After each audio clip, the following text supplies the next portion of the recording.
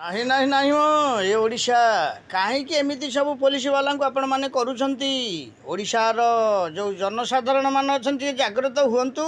କାହିଁକି ନା ଦେଖନ୍ତୁ, ପୋଲିସ ତାର କର୍ତ୍ତବ୍ୟ କରୁଛି, କିନ୍ତୁ ସେ ବହୁତ ଅବହେଳିତ ହେଉଛି ଆପଣମାନଙ୍କ ପାଖରେ।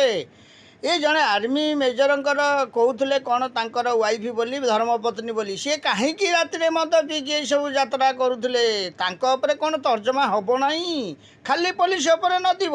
ନାଇଁ ନାଇଁ ନାଇଁ, ଏଇଟା ଠିକ୍ କଥା ନୁହଁ। କାରଣ ପୋଲିସ ତା କର୍ତ୍ତବ୍ୟ କରୁଛି, ନହେଲେ ଆପଣମାନେ କେମିତି ଶାନ୍ତିରେ ଅଛନ୍ତି ଓଡ଼ିଶାରେ? ନାଇଁ ତାହେଲେ ତ ଆପଣମାନେ ହିଁ ରାସ୍ତାକୁ ବାହାରି ପାରିବେ ନାହିଁ।